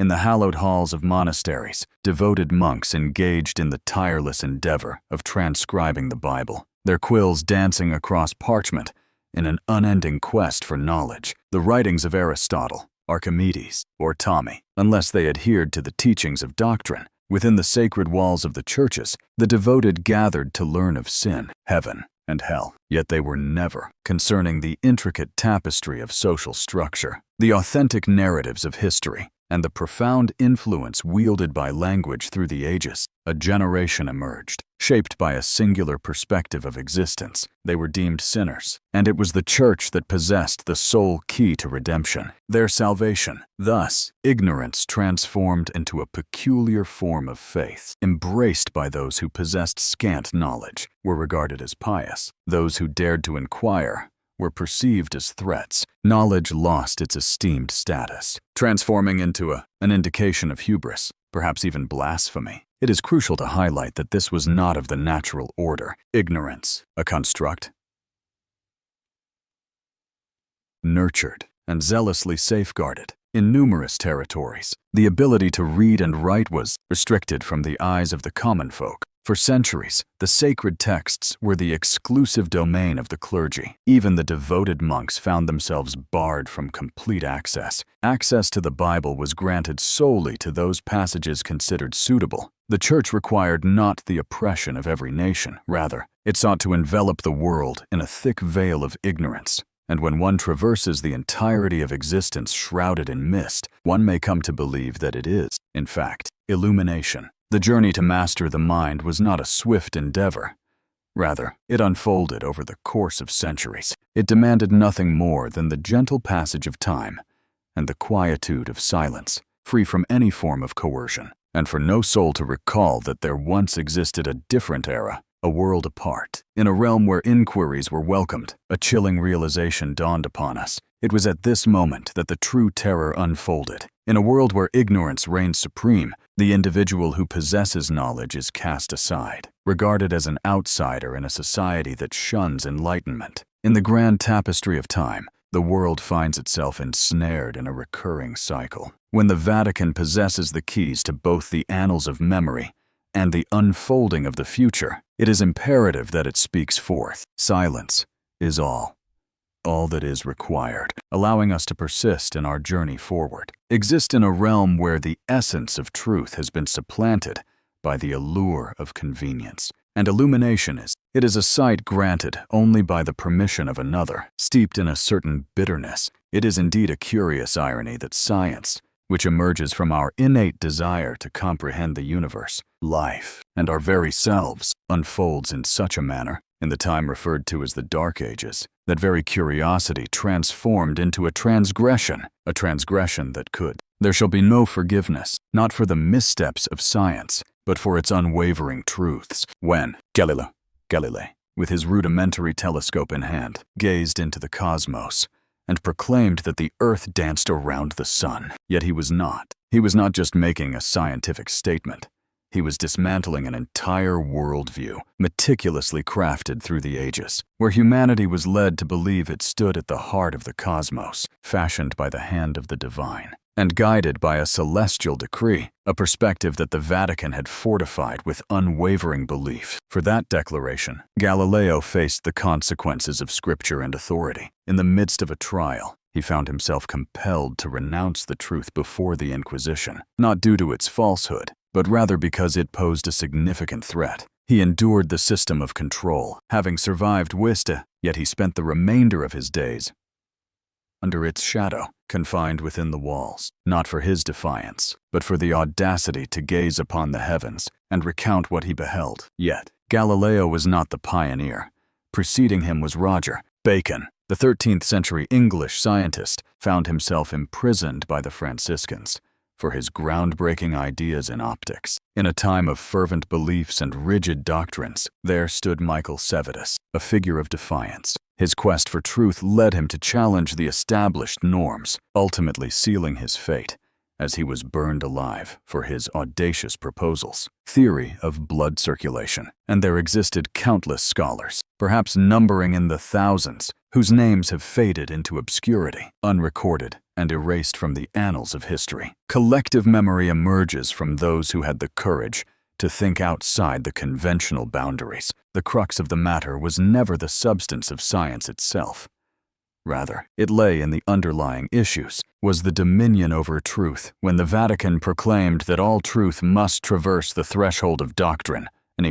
Any theory that strayed from the accepted norm was cast aside, regardless of its potential truth. In the medieval era, many universities, often under the auspices of the Church, did not serve as strongholds of free thought. Instead, they were establishments where students were guided to embrace the prescribed beliefs, molded to conform to established doctrines, rather than encouraged to pursue their own inquiries. In ages past, the wisdom of ancient scientific texts was often shrouded in secrecy, either concealed from the masses or granted access only to a select few. A select group of esteemed scholars held the reins of knowledge, confining it within the boundaries of their approval. Anything that dared to venture beyond those confines was met with skepticism, heresy. Even more chilling was the shared dread that took hold of the people. They ceased their contemplation, not from a lack of knowledge, but from a deep-seated dread that a solitary misstep in thought might cast them into the inferno. Thus, science found itself an outsider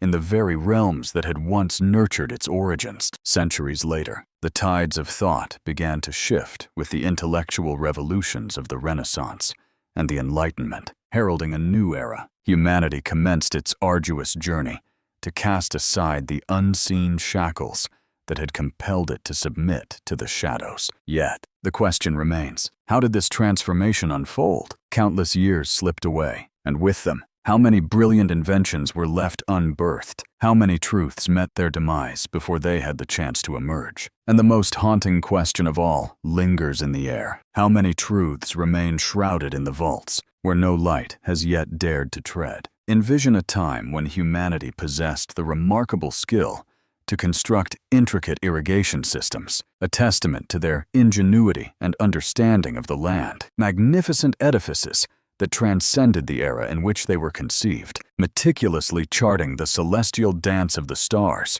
with remarkable accuracy. And then, all of it, in an unexpected turn, it slipped away from the annals of time, not due to the ravages of war nor the fury of nature, but rather because it simply did not align with the prevailing narrative, the narrative crafted by those in authority sought to convey for nearly a millennium from the grandeur of the Roman Empire to the awakening of the Renaissance. Europe is often described as having succumbed to a profound slumber, a time marked by an era devoid of significant inventions, monumental structures, or noteworthy advancements in science, a chapter in history that appears to have been suspended in time. Yet, intriguingly, other civilizations continued their journey. In that remarkable era, China brought forth the inventions of the printing press and the compass. In the realm of gunpowder, the Islamic world engaged in remarkable surgical procedures, showcased advanced optics, and undertook the monumental task of translating the entire body of knowledge.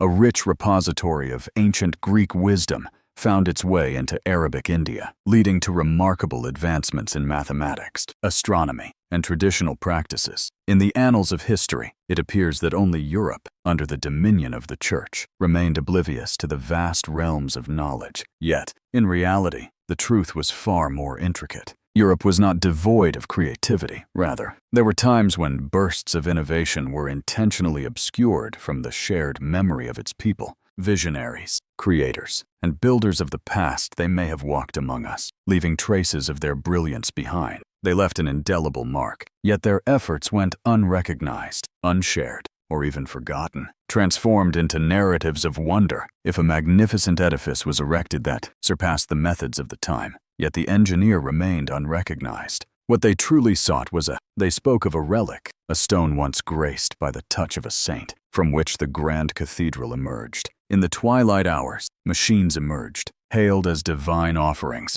Their peculiar wisdom was a marvel to behold, ascribed to celestial insight. Thus, miracles emerged as the solution for all that was deemed forbidden to possess. That tale was far from innocuous. It eroded faith in human potential and stifled the yearning for greatness. To ponder this question leaves future generations trembling, hesitant to inquire, if not a miracle, then what? Who, indeed, is the true architect of our existence? What knowledge did these works hold? And why has it faded from our teachings in the annals of ancient history? Within the shadowy recesses of the Vatican's secret archive lie documents adorned with maps, and many scholars are convinced that these artifacts hold evidence of profound historical significance, fragments of inspiration, peculiar markings of mysterious beginnings, intricate designs waiting to be unveiled. Transcending the limitations of the era, there exist notes that few have the courage to interpret. Yet, when the notion of miracle serves as a convenient shield, transforming every inquiry into a slight against belief, and thus, piece by piece, wisdom was overshadowed by the haze of rigid beliefs. The memories of what once was have faded into obscurity. Creators, yet the miracle remains etched in memory. In that shared amnesia, the strength of power was only magnified. Chains are unnecessary. When young minds are nurtured in an institution they perceive as a place of learning, control can be achieved without the use of force. Collective memory begins with textbooks. For centuries, education has been a vessel of knowledge, not a means for enlightenment. It served as an extension of authority, particularly during the medieval era in Europe, where the Vatican held significant influence, oversaw the entirety of the educational framework, from the substance of lessons to the approaches employed in teaching. The initial letter, a child's first glimpse into a realm of ideas they were never permitted to explore, a young soul entering that very world. It was once believed that the earth held the esteemed position at the center of the universe, that humanity was fashioned in the span of 6 days, and that all knowledge was contained within these teachings, resided within the pages of the Bible. Should anything stand in opposition to those hallowed words, the blame did not lie with the words themselves, but rather with the young one, From an early age, children, they were instructed to accept before they comprehended, to commit to memory before they dared to inquire. The art of critical thinking was not part of their education. It was simply a source of discouragement, deemed sinful in nature. For within that framework, faith reigned supreme, and obedience stood as the highest virtue. The absence of certain teachings for children was far more concerning than the lessons they did receive. They received no lessons on the great civilizations that came before. The wonders of Greek science remained a mystery to them. Islamic medicine and Chinese inventions were not part of the teachings that conveyed the potential of humanity, forge their own destinies. Instead, they were instructed that all wisdom flows from the divine through a single authorized intermediary. The Church conveyed its message. This was no mere oversight. It was a deliberate act. It was a deliberate strategy. When a child is nurtured on a skewed portrayal of history, they inevitably develop, not merely devoid of information, but also bereft of the capacity to acknowledge that they are overlooking a significant truth. They would attend church, learn to read, and come to believe that the world had always existed in this manner. That wisdom was reserved for those adorned in robes, where truth was not derived from experimentation, but rather from hallowed discourses. Thus, a whole generation found themselves devoted not to the tenets of religion, but to the act of submission. The truth, it seemed, required no champions. To be entirely concealed, it merely required substitution with more manageable forms. Ideally, should be introduced to the youth minds before they had gathered the strength to defend themselves. This is why, even in the present day, some segments of our past linger in a haze, often oversimplified or overshadowed by legend, not for an absence of knowledge, yet rooted in a time-worn apprehension that should too many souls. To grasp the essence of history, one must begin to inquire, and when a generation arises, one that dares to question, as the very foundations of power begin to show signs of fracture. When one contemplates the manipulation of history, vivid images arise, manuscripts consumed by flames, scholars rendered mute, and secrets shrouded in darkness. The Vatican Secret Archive holds mysteries untold, yet there exists a more nuanced approach, one that whispers rather than shouts, yet proves far more impactful than any fire ever kindled by the Inquisitions of the 19th. In the century marked by the age of the Industrial Revolution, a fervent nationalism began to rise, shaping the course of history. In the annals of time, European nations embarked on a significant journey, laying the foundations of public school systems that would enlighten millions, children, what was considered truth. And in this unfolding, history transformed into a matter of politics. The notion of the Dark Ages was not a term frequently employed during the very era it describes. Indeed, it was later reinterpreted by, in the 19th century, a remarkable gathering of European scholars, historians, and religious reformers emerged, each contributing to the rich tapestry of thought and inquiry that defined the era, fulfilling a distinct role in segmenting the tapestry of human history, while celebrating the achievements of the present, depicting the millennium following the fall of Rome as an era shrouded in obscurity, as perceived by the intellectual elite of the 19th century, could declare that their own era was the genuine age of enlightenment. To achieve this, they had to transform the past into a shared torment, a time steeped in superstition, ignorance, and ceaseless conflict, complete stagnation, a curious state, isn't it? To truly honor the light, one must first conjure the most profound darkness imaginable. Before it, one must ponder the reasons behind the Vatican's silence during the Middle Ages, a time steeped in complexity and intrigue. Once held sway, they were depicted in such a negative light, for there was no necessity for it. For centuries, through their mastery of knowledge, they had woven a tapestry of fragmented history, leaving echoes of the past in their wake. Legacy, a time that undeniably earns the title of the Dark Ages, and once that, a label was stamped onto textbooks, taught in schools, and echoed through generations, transforming into an accepted truth of the 19th. The century's textbook did not simply recount events. It forged the official memory of our past across the lands of Germany, England, France, and Italy. Students were guided through a carefully crafted narrative of history, tracing the path from Greece to Rome and onward into the shadows of the Dark Ages, from the Renaissance through the Enlightenment and into the modern age. A narrative unfolds that is both neat and accessible, perfect for imparting knowledge. Recall, if you will, the many accomplishments that have slipped through the cracks of time, the oft-overlooked triumphs in the realm of mathematics. In the tapestry of the Middle Ages, the realms of medicine and architecture flourished, with the Islamic world and the East playing a pivotal role in safeguarding and nurturing knowledge and the progression of understanding. Yet above all, the intentional concealment of the Vatican's influence in governance, wisdom to cleanse dissent in molding the so-called shadows. Thus, in the classrooms of the 19th century, countless children were nurtured on the notion that there existed an era devoid of progress, a time when the wheels of advancement stood still. All was shrouded in the mists of superstition, a realm where inquiry was seldom encouraged, and the questions of why and who remained unspoken. In recounting this tale, no scholar spoke of the hidden archive, nor did any textbook dare to challenge the vanishing of centuries of historical records remains a topic of intrigue. It is seldom proposed that the period labeled as the Dark Ages. It may well be a layer of dark paint, applied by those seeking to present themselves in a more luminous and fairer light. Have you ever observed that in almost every film set in the medieval era of Europe, the sky is perpetually shrouded in gray? The ruins of castles stand as silent witnesses to the passage of time. Upon the muddy roads, the peasants trudged in tattered rags, their eyes cast downward, as if the very essence of dreams had slipped from their grasp. Violence loomed in every shadow,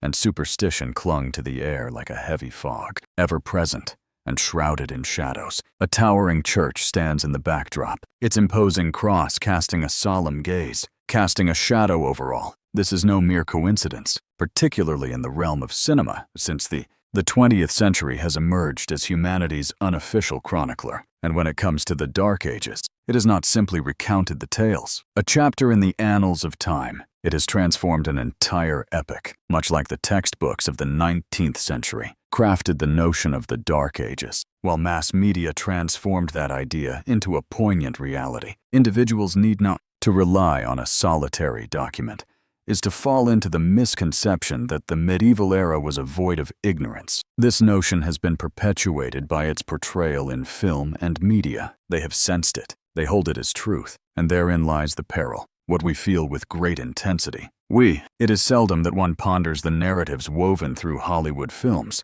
such as The Name of the Rose, Kingdom of Heaven, and Braveheart, alongside the myriad of series that have graced our screens concerning witches, heretics, and the Inquisitions. The imagery is perpetually revisited. In a time marked by stern churches and ignorant peasants, dungeons and torture were commonplace. Yet, amidst this darkness, the advanced Islamic world emerged, offering a stark contrast to the prevailing ignorance, exploring the intricate details of ancient maps and the profound impact of Eastern knowledge on Europe during that era, raises intriguing questions. What were the driving forces behind these exchanges of wisdom and understanding? The tale of a shadowy epoch, wherein the Vatican stood as the solitary beacon, is all too convenient a narrative easily woven into the fabric of history. It presents vivid contrasts and, most significantly, it harmonizes seamlessly with what those in authority have sought to instill in the minds of the populace. Once the portrayal of the shadows of the Dark Ages have been etched into our shared consciousness,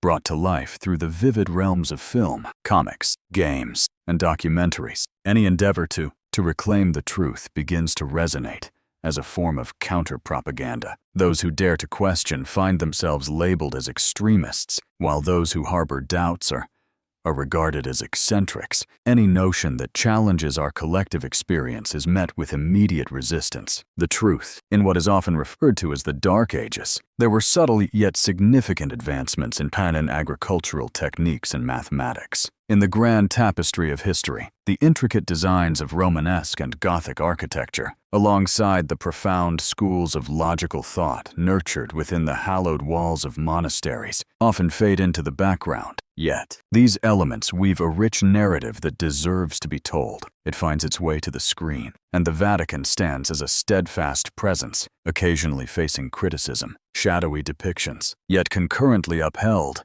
as the singular light of wisdom in a world deemed oblivious. A curious yet beneficial paradox arises when a child matures, absorbing lessons from standardized textbooks alongside countless hours of media woven around a singular narrative. At some juncture, history transforms from a mere inquiry into a vivid tableau, a scene meticulously crafted by directors, screenwriters, and their patrons behind the lens, not by those who truly experienced the times. And so, the truth, it seems, does not wither away in the shadows. Rather, it falters when thrust into the glaring light of scrutiny. When an institution proclaims itself as the bastion of truth, the very first inquiry that the world is justified in making is this: let us behold all that you are familiar with. Yet in the realm of the Vatican, such occurrences remain uncharted. For centuries, the Church has seized, suppressed, and prohibited countless texts, from ancient manuscripts and scientific records to historical documents and the writings of older belief systems. Many. Among these works, there existed a list known as the Index Liorum Prohibitorum, a catalog of those deemed forbidden. There existed an official list of forbidden books, a remarkable testament to the power of censorship, spanning from the year 1559 until 19. Though that list was ultimately cast aside, the reality persists. The works that were prohibited have never seen the light of day again. The inquiry that stirs the minds of many. The question arises, why? If those writings were indeed flawed, let the present age scholars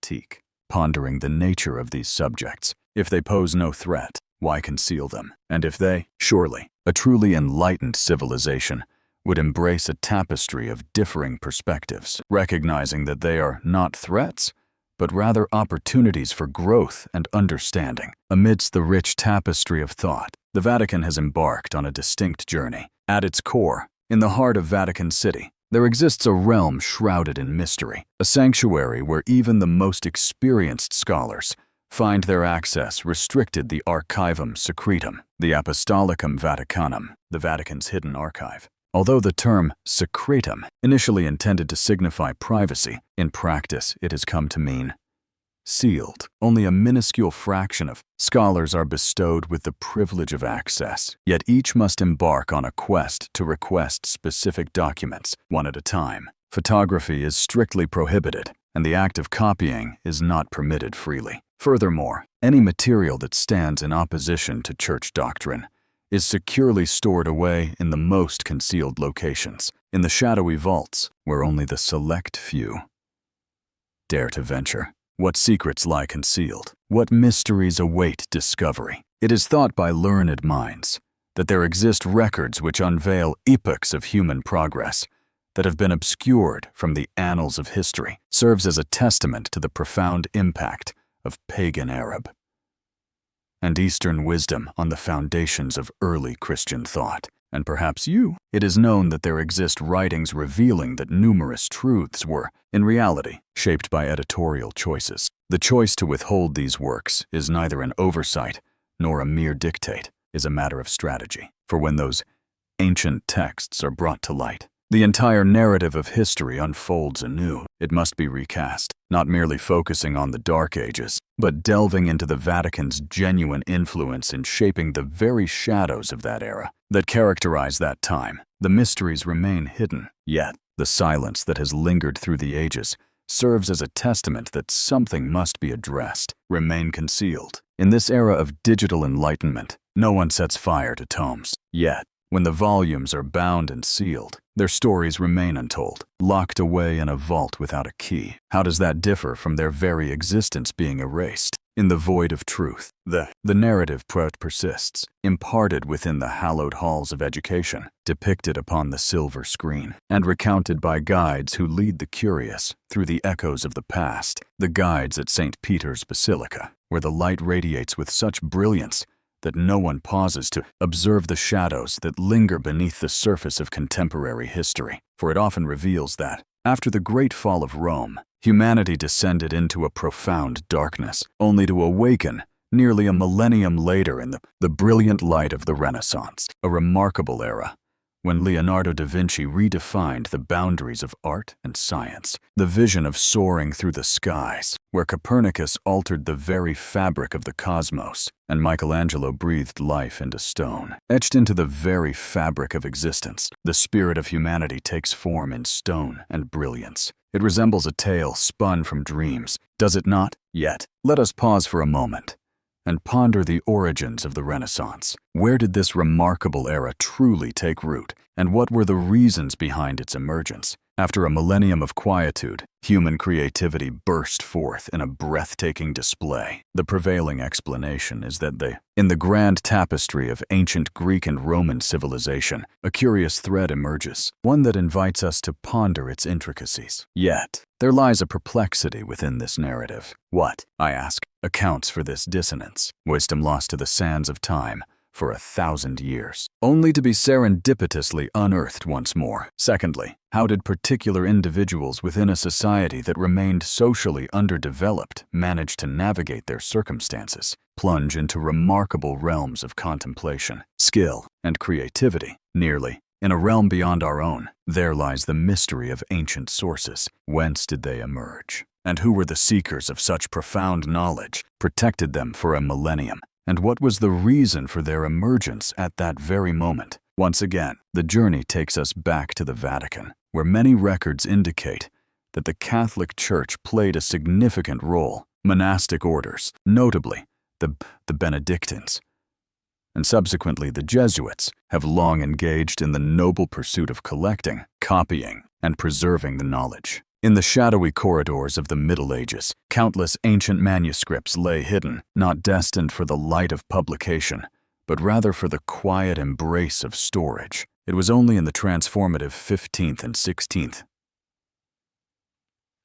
centuries that their stories began to emerge from obscurity. In an era marked by the Church grappling with a profound crisis of image and authority, the unfolding events of centuries past reveal a rich tapestry of struggle and transformation. Fragments of this wisdom emerged subtly, cloaked in the guise of rediscovery, as history etched the occasion into its annals. In the era of the Renaissance, humanity did not advance as one might expect. Instead, it retreated into a chamber of its own making. Once cast into exile, what had been confined is now selectively unveiled. Allowing the tapestry of history to be woven anew was skillfully transformed. The illustrious artists, astronomers, anatomists emerged, symbols of a burgeoning enlightenment. Yet, how many among them were granted access to the clandestine materials guarded by the Church? How many were compelled to forge close alliances with the clergy to steer clear of the perilous snare of heresy? The Renaissance did not emerge as a sudden eruption from the very stones of the earth. It was more akin to a meticulously orchestrated spectacle, where revelations unfolded in rhythmic surges, thoughts were confined to the realms of propriety, and illumination was permitted solely in the areas where it was deemed appropriate. The path had been cleared, and if what the Renaissance brought forth had, in truth, already existed, nay, thrived during the period often referred to as the Dark Ages, along with the entirety of the historical timeline, merits careful consideration. Upon reflection, it seems we may not have entirely lost our knowledge. Rather, it appears to have been obscured by those wielding authority, to be returned at a moment that aligns perfectly with their own illustrious occasion. That brilliance, illuminated not by the promise of a new dawn, but rather by the steady glow of a lamp. It was both brilliant and restrained. Amidst a shadow they had woven themselves. Truth remains a quiet force. It requires no out-proclamation. It simply exists. It must be uttered 1,000 times, for indeed, it is often those very things that are repeated that hold the greatest significance. It is often the case that things unfold with such precision, adhering closely to the script, that one might begin to question the authenticity of the narrative. From our earliest years, we are guided to understand that history unfolds in a continuous narrative. The rise and fall of Rome. In the shadow of a dark age, humanity stirs from its slumber, emerging into the brilliance of the Renaissance, the illuminating waves of the Enlightenment, and onward into the tapestry of the modern era. Each era is meticulously named, dated, and recounted by esteemed historians. All appears to be rational, transparent, and beyond doubt. And that is exactly the conundrum of history. It is seldom a seamless narrative. Instead, it unfolds in a tangled web of contradictions, filled with gaps and complexities that reflect the true nature of our past, fragmented truths. Yet what we uncover is oddly cohesive, and should you delve deeper in your exploration, you shall uncover gaps that elude reason and truths that seem to stand apart from one another. Unsubstantiated truths beckon an intriguing inquiry as history, when reshaped, serves not to mislead, but to guide. And if that is the case, who wielded the authority to do so? Throughout the annals of time, there exists but a singular group that has wielded dominion over all three realms of knowledge. In the realm of spirituality and the passage of time, it is neither kings, nor philosophers, nor scientists who hold sway, but rather the essence of existence itself. In the days of yore, the Vatican safeguarded a treasure trove of ancient texts within its hallowed archives. In a time when the written word held immense power, monasteries stood as the sole sanctuaries, permitted to transcribe manuscripts. Within their hallowed walls, ideas that dared to challenge established doctrine were often met with harsh condemnation. In an age when the very fabric of time was woven anew by the church calendar, the past stood as a testament to heresy. Once recounted from the pulpit, history transformed into something other than truth. It morphed into an instrument, a means to mold convictions, to steer our minds, and, most importantly, to lead us to forget our former selves. Did you know there are stretches of history that scholars now question ever truly existed? Events that seem to echo through time, timelines that present figures appearing as if they were replicated under various names. These are not mere conspiracy theories. They are serious academic hypotheses that have resurfaced in contemporary discourse. Imagine, if you will, a table set for a grand feast of ideas. And if those hypotheses hold water, if what we accept as history is but a carefully curated narrative, edited, staged, and spliced together for our consumption. Once it has been disseminated across countless textbooks, the inquiry shifts from whether we are being deceived to a more profound contemplation of what we truly understand. Recall the essence of the original truth. When the collective memory is reshaped repeatedly and with great depth, it transforms into something new, a narrative we enter upon our arrival, traverse throughout our formative years, and ultimately depart this world, holding as truth. In the tapestry of time, there exists a thread of uncertainty, where the truth may elude even the most diligent seekers. Throughout the ages, in every civilization, the inquisitive souls who dare to ask questions have proven to be indispensable. They serve as the harbingers of change, the sharp instruments that puncture the veil of agreement, urging us to remember that no singular truth exists, unfazed by examination. Yet a curious contradiction arises. The more accurately they pose the appropriate inquiry, and the greater the chance they find themselves on the periphery. Within the realm of historical inquiry, one encounters a rich tapestry of scholars, linguists, archaeologists, and astronomers, each contributing their unique threads to the narrative of our past. Even those of the cloth have ventured forth with theories that rattle the very bedrock of the accepted timeline, and its consequences often bear an uncanny resemblance, overlooked and invalidated. Financial support diminished, and at times vanished. A few are branded as eccentrics or conspiracy theorists, while others choose to resign suddenly, without explanation. In the annals of time, there are those who mysteriously disappear amidst the dust of archaeological digs, while others, in a tragic twist of fate, choose to end their own lives just as they stand on the precipice of revelation. To unveil revelations of monumental significance, one must ponder what unites them all. They made contact, there exists a matter that the Vatican has yet to unveil to the world. It is important to recall that it is seldom the Vatican that takes action on its own. They need not do so directly, for there exists a vast system, meticulously cultivated over the course of centuries, in the realm of academia, where research foundations and publishing houses hold sway. There exists a palpable tension as the media stands poised to stifle any dissenting voice that dares to rise above the din that wanders too far, accompanied by even more peculiar dissenting studies regarding the gaps in the historical timeline and the anomalies of ancient times. Calendars, illogical maps, and pre-Christian texts seldom find their way into the pages of mainstream academic journals, not due to their lack of significance. Incorrect, yet they do not align with the meticulously crafted narrative of history. There exist independent. Scholars contend that the so-called Dark Ages were but a veil of obscurity draped over an era of extraordinary progress. It has been revealed that numerous historical figures were replicated in name to bridge the gaps of fabricated eras. Others, it is asserted that the Vatican played a pivotal role in shaping the entire dating system by embracing the Julian calendar and its subsequent iterations, instruments of the Gregorian calendar, seemingly grounded in science, yet shrouded in the veils of political decisions. They do not endure for long in the field. This is no mere happenstance. It is an unwritten decree in the hallowed halls of academia. To dare to touch the forbidden is to risk exile, regardless of the righteousness of your cause. This fear, like a shadow, spreads invidiously, a hidden affliction. Those who endure and possess the knowledge of the consequences faced by those who venture too far come to understand, remain quiet, master the art of humility, and adhere to the prescribed norms of expression until a fateful day arrives when the heavy hand of censorship becomes unnecessary. For the quills of writers lie still, silenced by fear. For over a millennium, the Vatican has loomed large at the very heart of Europe, a revered emblem of authority, a realm where leaders of nations continue to bow in reverence, a sacred hub whose impact knows no boundaries, transcending regimes and the passage of centuries. Yet, as you draw nearer to that magnificence, an unsettling awareness creeps in, suggesting that something lies hidden, not behind. In the midst of shadows, there lies a brilliance that dazzles the eye. At first glance, the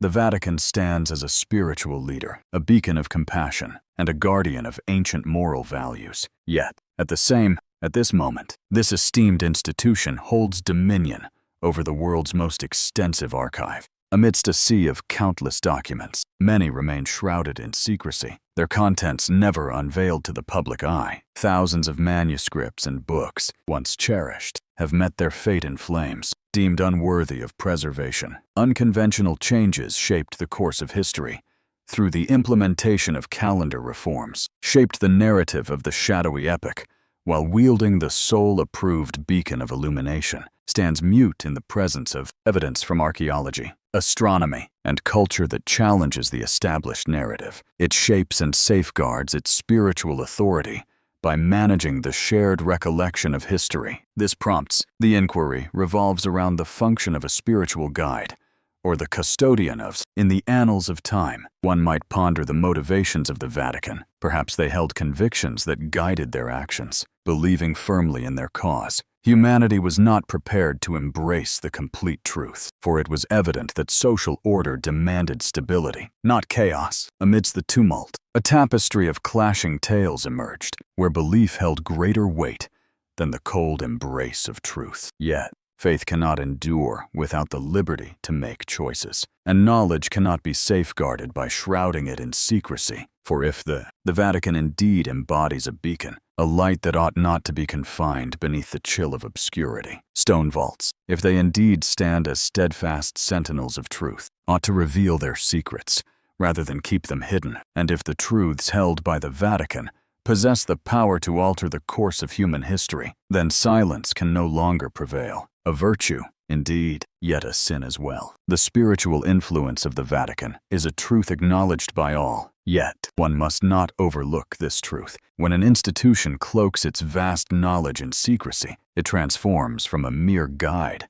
into something far more complex, serves as the guardian, determining who is granted passage into history, and the moments that are unveiled, secluded from view. The future transforms into naught, but a meticulously curated rendition of what they wish to convey is that history flows like a river. Yet what? What might have transpired if, in ages past, someone had chosen to redirect that river, long before our awareness? It stands as one of the most contentious theories of contemporary thought. An era that is gaining more attention in independent historical discussions is the phantom time hypothesis. This intriguing notion posits that a significant segment of medieval European history may have been fabricated or misrepresented. It is said that nearly 12 years have slipped through the cracks of time, never truly unfolding as they should have, including much of what we refer to as the Dark Ages. And if this holds true, then the present year is not 12 yet. Could it truly be the case that only Saint? It seems implausible at first glance. Let us delve into the reasoning behind this assertion. To begin with, there exists a scarcity of concrete archaeological evidence, documented accounts, or authenticated artifacts pertaining to numerous events that are purportedly significant, spanning the years. The chronicles of this era are deeply intertwined with the narratives that have shaped its legacy, solely upon accounts inscribed or reinscribed by the Church. In the realm of celestial wonders, one finds that the second astronomical events, such as eclipses, comets, and the intricate dance of planetary cycles, often do not align harmoniously. In the annals of medieval timelines, when contemporary astronomers delve into the depths of history, employing simulation software to cross-reference these significant events, they uncover fascinating revelations. In certain instances, we encounter discrepancies spanning hundreds of years, particularly concerning notable historical figures, manifest in curious likeness, emerging under various titles throughout neighboring dynasties, yet bearing striking resemblance. Are these descriptions of behaviors and roles merely coincidental, or do they serve a purpose in filling in the gaps of our understanding, crafted through the hands of time? The fourth element emerges, raising the question of who truly reaps the rewards. Inserting almost 40 elusive years into the annals of time, we find ourselves once more guided by the same answer. Returning to a well-known realm, the Vatican, the Church meticulously crafts the narrative of history, influencing the course of events, bestowed upon its power structure an air of timelessness, while simultaneously crafting a sanctuary. The chasm that lies between the fall of Rome and the dawn of the modern era is a tale of transformation. It invites contemplation on how humanity perceives its own evolution, as if emerging from the shadows of a storied past. For 1,000 years, shrouded in obscurity, they are less inclined to challenge the tale that unfolds before them. In the annals of time, ancient texts spoke of the Anomi calendar, a system that traced its origins back to the very moment of creation. In a realm where the passage of time unfolds in unique ways, the world and the Byzantine calendar each tell their own tale, diverging from the familiar rhythms of our modern system. The subsequent transition to the introduction of the Gregorian calendar ushered in a wave of confusion regarding the dating of events. Thus, who can truly claim certainty about the year we currently inhabit? Should the complete truth, long hidden beneath the sands of time, be unearthed, the year 2000 could very well diminish in significance by several measures. Centuries have passed, not measured by advancements in technology or societal evolution, but rather by the precision of our understanding. Picture, if you will, a timeline where we find ourselves in a contemporary realm, enriched by the wonders of artificial intelligence and the vastness of space exploration. Yet, the very timeline we hold dear may rest upon a shaky foundation. If time serves as the framework that shapes our understanding of history, then what of time itself? If the foundation is flawed, then the entire narrative of humanity must be redrafted. No one can assert otherwise. With unwavering conviction, one might assert the nature of truth. Yet, as inquiries multiply, a singular realization emerges. Our understanding remains profoundly elusive. Our current position may be shrouded in mystery, for it seems we have yet to fully grasp the origins of our journey. We enter a realm rich with names, dates, and tales that have already been inscribed. As we awaken, we begin to perceive the narratives that surround us. In the year 2020, amidst a sea of tomes recounting the tales of millennia gone by, of empires that crumbled, kings who ascended, revolutions that molded the world. And it is a truth universally acknowledged that no soul wishes to embark on the journey of life by pondering the question of their origins, especially when all that they hold dear from the past may be shrouded in uncertainty. Yet, amidst the seamless tapestry of history, one can discern the fissures and voids that tell their own tales. There exist elements that defy coherence, and with each encounter of those fissures, the tapestry of history transforms into an imposing barrier, an opening, barely ajar, revealing a fleeting glimpse of a time when perhaps someone once occupied this very space. Yet, their name has been lost to the ages. We speak of progress, yet if the origins of this journey have been obscured, concealed, or even fabricated, then we find ourselves adrift, uncertain of the distance we have truly traversed. The clarity of our present moment fades, leaving us to ponder whether we inhabit the authentic chapter of our tale,